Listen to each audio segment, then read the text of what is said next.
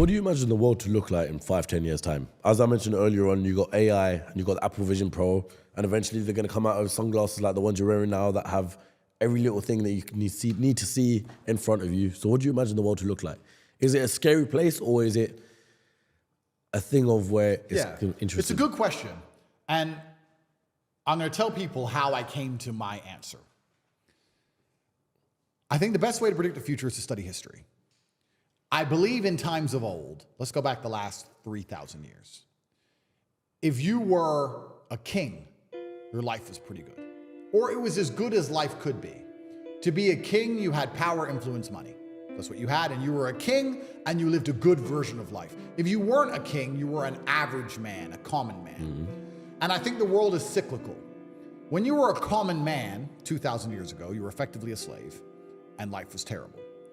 And then that was the same all the way up to perhaps the 1930s, 1940s. Being a common man was pretty terrible. And perhaps it was the war and the massive loss of life. Perhaps it was something else, I'm not sure. But I kind of feel like there was a golden period between in the 50s to 60s to 70s to 80s, maybe even the 90s, where being a normal, hardworking man, because life is cyclical, went from being a terrible existence to quite a good existence. In the 60s, you could be a normal man who worked in a factory, an unskilled labor job, and with one wage, you could afford a house, you could afford a car, you could afford to raise a family, your children would not be taught garbage in school, your wife would respect you, you'd have a home-cooked meal. Times were good. Times were good. All the things I said about playing Uno earlier in Hyperbole are true. What matters most? Your wife loves you. You're respected as the breadwinner. Your kids respect you. They listen to you. Mm-hmm. Your house is clean. Your house is safe. Your car works. Your life is good. And I feel like because it's cyclical, those good times are over and we're going back to where it was before. The kings have always been fine, and we always will. But if you're the common man, I think that the good days are over. And I think it's going to get harder and harder. Inflation is going to absolutely decimate your spending power. Now, inflation doesn't damage me. Inflation doesn't damage me because I own all the assets. Inflation just means houses get worth more money. Inflation just means Bitcoin and stock and land and houses all go up. Inflation means my car collection is no longer worth 110 million. It's now worth 300 million. Whatever. I own everything. Inflation is amazing for the rich man. 100%. I love it. But for the broke man, you're done. You're fit. You're done. You're finished. Because inflation is meaning your money is worth less. And it's going to take more of your money to buy a house. And your wage is not going to increase at the rate of inflation. It's becoming more and more impossible for you to own assets. For us asset owners, inflation's fantastic. So the common man is about to get wrecked. I think inflation is going to make it exceptionally difficult. I think AI is going to make most jobs worth less than they already currently are. Mm-hmm. If you're a newspaper writer or whatever, AI is going to take that in the next 10 years. Yep. And you're going to, if you still have a job, it's going to be only managing the AI, which means you're going to be paid even less than you're currently paid. I think life is about to become exceptionally difficult for the people in the middle. I think the good times are over. I think it's going to go back to the feudal system of kings and serfs and peasants. And I think if you're a normal, average person now, you should feel deep fear and panic and understand that you have a certain amount of time to get into the higher bracket of the social class before these hard times come. And the most scary thing about these hard times is, I have no real evidence for this. It's just in my mind. I feel like the gap is going to permanently close. In olden times, let me think about this thought, because in olden times, the chance of turning into anything more than a peasant when you were born a peasant was effectively zero, unless there was chaos, unless there was a war or some great catastrophe, which allowed social mobility for you to go to war, win, get a knighthood for bravery, get some land, and change your social mobility class. But there had to be war and chaos for you to escape, because without the chaos, it's kind of like a prison break. When all the rules are being adhered to and the prison is operating as it should, you're stuck in your cell. But if there's a prison riot, you have a chance to escape, which means uncertainty and chaos are required for the difference in social mobility. And that's always been the case. But now I feel like with AI and certain other things, although there's going to be instability in the world, although they're going to continue to lie to us, I feel like the Matrix is going to gain enough control to keep us all in our pods or in our 15-minute cities, or our electric cars will be turned off, or we need to get our bug rations for the week so that there can't ever be enough true chaos for you to escape. There won't be true social mobility, and I feel like there's going to be a close. The people who are rich now, their bloodlines will be rich for a very long time. And the people who are poor now, if they don't get rich soon, in the next 10 years or so, they're never going to get rich. You're never going to get rich. The prices of houses are going to continue to go up. Prices of land is going to continue to go up. Inflation is going to continue to happen. Your wages will not catch up. It's going to get harder and harder for the average person to ever stand a chance of owning any assets. Yeah, it's now or never. Yeah. It's almost impossible right now. How does the average person on an average wage buy a house in London right now? Yeah. It's almost impossible already. I think in the next 10 years, it's going to become truly impossible, and they're going to use AI to keep the gap closed. And what's interesting about that is, well, I'm in the rich team, I guess. But what I find most interesting about that is the socio ramifications of the fact that I think this is quite pertinent to most average people. I think most normal people understand. If you were to ask them, how's the economy? They'd say, well, it's impossible. I can't pay for my bills. I can't pay to eat. I can't afford a house. I can barely afford my mortgage. I'm never going to get rich this way. They understand all of this, but they're not panicking. Why are you not panicking? The Titanic just hit the iceberg. You may not be in the water yet, but it's a certainty. There's nowhere else to go. It's going to sink. It's going to happen. Panic now. Don't panic at the end with everyone else as they go into the icy depths. No, I would argue if I was on the Titanic and it got struck by the iceberg, I could have got a lifeboat nice and early. Now, I wouldn't have women and children first. I'm just using this as an example. Analogy. I know where you're going with it. I could have gone to the top deck when no one else was panicking and said, you know what? I want this. I want to go on a lifeboat. No, I don't feel comfortable on a lifeboat. And the guard probably would have said to me, you don't need to go on a lifeboat. It's no big deal. I said, yeah, but please just give me the lifeboat, or here's some money or whatever. I want this one. Give me this one. Everyone started panicking at the end, and there was no lifeboats left. And people are sitting here now going, oh yeah, the economy's bad, but maybe if we vote for this person, don't swear, it's wrong. Who are you going to vote for that's going to put money in your pocket? Actually come along and say, here's money. Nobody. You still got to pay your council tax. You're still a brokey. Nobody cares. No one you vote for is going to change it. It's going to get worse. It's going to continue. And the boat is going to sink, and you're not panicking. That's why I kind of catch myself. And one of the things I try very hard not to do is become elitist. Because when you've come from the absolute bottom to the absolute top, and you've done it all off of your own back, and hard work and dedication, and never missing a day, the only shortcut to life is to never miss a day. One, because of compounding interest, and two, because sometimes you get lucky. And you'll never miss a lucky day if you try every day. If you don't try every day, you might miss your lucky day. And that's what people don't understand. If you never miss a day and you never don't try and you're always on time, was I late today? No, on time. And you try and improve every aspect of your life, and you're a professional, and you try and make sure that you analyze your decisions, you give yourself feedback, you don't make mistakes, you're not lazy. If you try and you make it to the top, you end up elitist, because you look at the people down below and you're like, well, why didn't you try? I did. Oh, I did too. No, you didn't. That's a lie. Now you're lying to me, and that annoys me. And you catch yourself being very elitist. And this is what's scary about it, because I'm from a Luton council estate, and now I have all this money.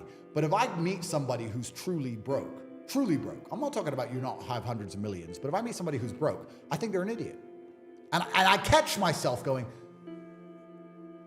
is that bad? Am I elitist? Or do I sit down now and I just say, no, I started lower than you and beat you. How are you poor? You're lazy. Okay, fair enough. I was going to say, why would you say if they're an idiot if you were once in that position as well? No, I was, but I got out. And I think one of there's only three reasons you can't get rich in the world today, which is either you're stupid, you're lazy, or you're arrogant. And I find the most common one is lazy and arrogant. It's not stupid. There's nobody at home who is too stupid to become rich. I'm sure anyone watching this podcast right now, if you were to sit down next to me and I were to say, do this, do this, do this, do this, do this, you could do it. Of course you could. But you're too lazy to learn how to do it yourself. And you're too arrogant to listen. And you're too arrogant to listen. It's not about being stupid. You're lazy or arrogant. It's one of the two. Those are the two most common factors of people. So when I meet people who have truly failed, and they pretend to me that they didn't want to fail. I know they're one of the three, and it's usually arrogant, because when I sit and say to them, you could have got out, they don't say, you're right, I could have got out, I didn't try. That shows humility. They don't do that. They say, no, because it's excuse, someone else's fault, the Matrix's fault, no self-accountability. Oh, well, you don't know what you're talking about anyway. Arrogance. Sounds like feminine mindset to me. Well, yeah, exactly, and then they're going to lose. Yeah. So I catch myself being elitist, and I try very hard not to be, because I don't consider myself a rich man. I'm a poor man with lots of money. And what's scary about being elitist is, if I'm from a Luton council estate, and I have a bunch of money now, and I see the common man as a lazy idiot, imagine how the elites see us. And then you start to really go down the rabbit hole when you understand these people who've been in charge of the world for a very long time, who own the banks, who believe they're genetically superior to us because why not? Their families always owned the bank. They can be a fat loser, but they just believe they're something because why not? They have a big boat, so that's just what they're going to believe, isn't it? Imagine how they view the common man. You think they give a shit about you or your family or your income or your wages? You think they care about you? You think they're going to make life easier for the common man in the next 10 years as you've just asked? Or are they going to continue to decimate your lifestyle for their own forever profit? There's no light without dark, which is a basic fundamental law of the universe which can't be broken. And especially as these large companies want forever profits, which they do, and they own everything. Like, I don't think many people understand. If you go into Sainsbury's and you look around at the brands, you will struggle to find 10 brands that aren't owned by the same company. Yeah. The whole thing's owned. Yeah. The same company that owns Sainsbury's owns every brand. They own everything.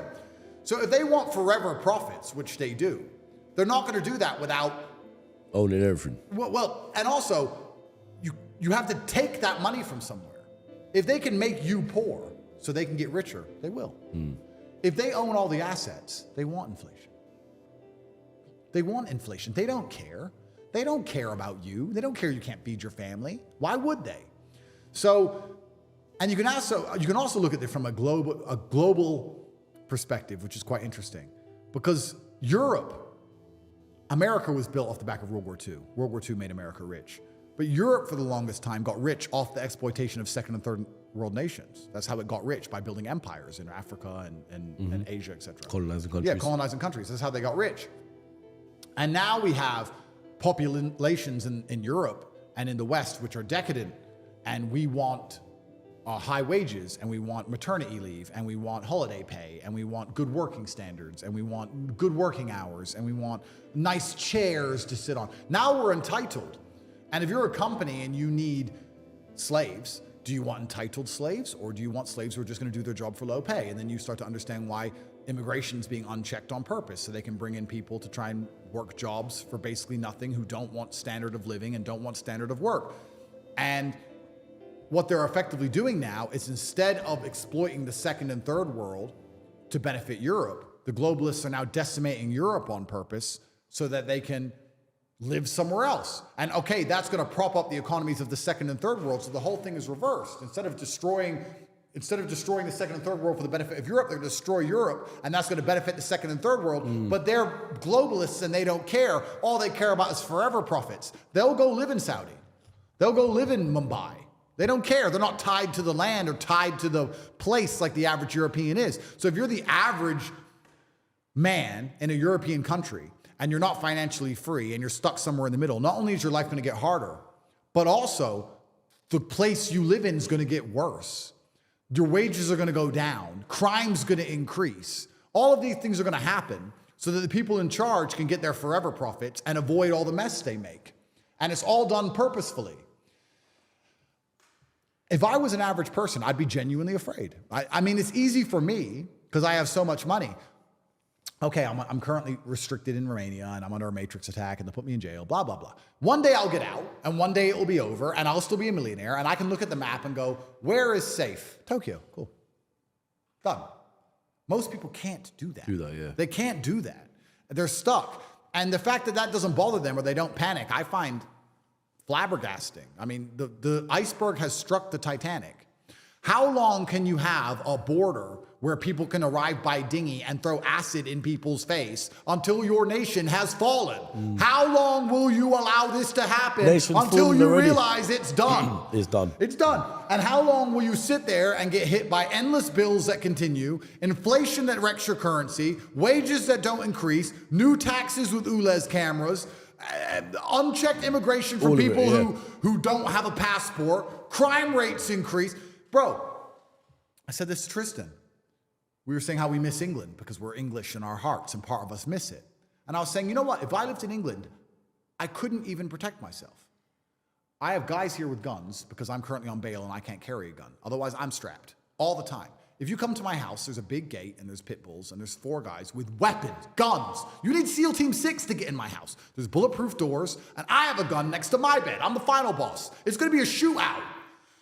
In England, I can have all the money in the world. I can go to Radlett. I was looking at a house in Radlett. I'll say it right now. It's 12 million pounds. It was gorgeous. And I thought, it's worth 20 million. For 12 million, it was worth Bargain. it. Bargain. Yeah. And I was like, Tristan, if we bought this house, the problem is we couldn't even protect ourselves because eventually someone will work out it's our house. It's just like it's just like all the footballers. Of course. All the footballers, Of course. when they go to play matches, they all get robbed. Bro, eventually someone will work out it's our house. The only way you can protect yourself in the West now is to hide. I was like, we can buy this house, not put it in videos, not put it on social media, not invite girls over, because you know what will happen? You'll invite a girl over one day, Yep. and she'll say, I'm coming with my friend Lucy.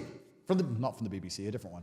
But like, okay, Lucy, she comes. Lucy turns up. She's a 7. You don't talk to Lucy. Nobody likes Lucy. She sits around. She's a 7. She sends the location to everyone. She sends to, she knows, next weekend she's out sniffing coke with some dickhead, and she's like, I was at Tate's house. No, you weren't. Yeah, I was at Tate. I was looking at this picture. Where was it? Here. Boom. Bam. That's now it. they now know where your house is. Location's They start dropped. talking about it. Mr. Bugatti, Mr. Diamond Watch. I'm sitting in my Radlett house. There's fucking 25 windows, 6 door entrances. I'm like, Tristan, we can't even hire armed guards.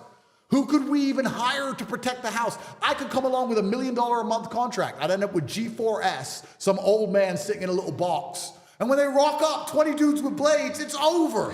You can't even be rich in England unless you want to hide. Tell me this, yeah? I wear a $400,000 watch in Bucharest, Romania. In London, I can't wear it. In London, I don't wear it. So we're talking about how the nation's failed. You could be rich in England and you're still not safe. You still have to pray they don't find you. You have to live like a hermit, like a cockroach under a rock and hide. Or maybe you get a chance to call the police before they chop your wife's hands off. Oh, that's great. That's how fallen this nation is. And there are people there with no money. They're not even rich like me. They have no money. And they're sitting there going, it'll be okay. Maybe if we get Rishi Sunak out and get another one in. No, it won't. No, it won't. It is a failed society. You need God. Revert to Islam and move to Saudi Arabia. In Saudi Arabia, none of that will happen to you. This is what I was going to say. So tell me, picture this for me. Paint me this picture. The case was dropped. You're free to go wherever you want. You get on your private jet tomorrow. Yep. Where do you tell the pilot to go? Well, I'm talking about to reside, not just holiday. Yeah, to reside. Yeah. And that's the thing that's interesting because I really, truly believe the Western world has fallen now. And one of the things I prioritize now in my stage of life is safety. I don't see the point in anything if I'm going to end up killed. And if you're going to kill me, at least the Matrix has to kill me. At least make it a cool story. He was telling the truth. He did fun podcasts. They assassinated him. Make it good. I don't want to die because some idiot wanted my watch. You know? Yeah. I don't want to die for that. And I feel like the whole Western world is that dangerous now. I make this clear. When I go to London, I'm probably the most nervous. I don't know how anyone lives in London without feeling nervous. I'm so nervous all the time. And it costs me such an exorbitant amount of money. If me, my brother, and a couple friends go to London, we'll jet from here, that's 50 grand. And then there's 4 of us, that's 4 rooms. And we'll want to stay in a 5-star hotel, so that's 2 grand a night. So that's 10 grand in hotels. And then I have my security team there, it's 3 grand a day. So it's 13 or 14 grand a day in hotels and security, 50 grand to get in. Then I'll go shopping, of course, normal. But even when I'm walking around Harrods, my head's on a swivel. And I've got 3 dudes with me who are 6'8". And I'm still like, and then you'll hear about someone get robbed just outside Harrods while you're in Harrods. You're like, how do people live in this city? And they're just living there like, oh, it's not that bad. Yes, it is. Yes, it is. I've never had that. This is the capital of the poorest nation in the European Union. I've never had any problems here. I drove a Bugatti around the streets. I parked my Ferrari on street corners. I wear a $400,000 watch. I've never had anything. Yes, I have security. Yes, I had armed guards. But for the years before that, I never had any trouble. What's interesting about it as well is that these things stand out from the crowd. Obviously, I've been here for a couple of nights now, and you don't ever see a Ferrari, Bugatti, Lamborghini, or anything like that. So when when you see Tate in his role, you know. Yeah. So it's very easy. If this was like London, your target, 100%. Oh, bro, 100%. This is my point. Lucy would give the location up and I'd be a target and I'd be decimated. So how do you have a nation where you're not allowed to be wealthy without hiding? Where you can arrive without a passport? Where they can't catch people who decimate people's faces with corrosive substances? Where there's people in a room, those who are supposed to be designated towards enforcing law and justice, trying to put me in jail because I said women can't park. This whole thing is a clown show. This whole thing is a clown show. And only God can save us now, my friend. I don't know what the West is going to do. But this clown show is built on the back of the taxes of the hardworking average man. You're the average man. Not only is your life fucked, not only is your future fucked, not only are your children going to be finished, you're paying for this. You are paying for all of it. And then, if you ever get to a point of finance where you don't have to pay for it as much, or you can escape, one of your ex-girlfriends will call you up and demand money. And if you don't give it to her, you go to jail. What planet are we on? The Western world has fallen, and empires rise and empires fall. This is the cyclical nature of the universe. That's fine. But to sit and try and pretend it hasn't fallen is hubris. It's being an ostrich and sticking your head in the sand. And the smartest thing the average man can do is realize that yes, the Western world's fallen. And two, you have 10 years to get into the higher class, the higher social mobility class, or you and your bloodline are eternally finished forever. Yeah. Which goes back to a point I said earlier. If I'll teach you how to make money online for $49 and you understand you have less than a decade to save your entire bloodline and you do not join, well, then you're a loser. And your great-grandchildren will wake up one day in their slave pods eating the cockroaches and they'll ask their mother, why was granddad a loser? Why didn't granddad try and save us? And you're going to have to sit there and come up with some answer for them. You're going to have to say, oh, well, he was busy. Try and justify it somehow. To justify it. He was busy. He was jerking off the Pornhub. Oh, he was busy. You know, it was hard for him. It was a bad economic climate. And give a bunch of excuses to your bloodline as they continue to be slaves forever and washed my children's cars. Fine. But if you have a brain, you're going to understand you're running out of time. You're going to fix it. Especially if you understand the nation you're in is sinking. The Titanic you are on is about to sink. Everyone in England, it's done. It's over. It's done. So where do you go? Good question.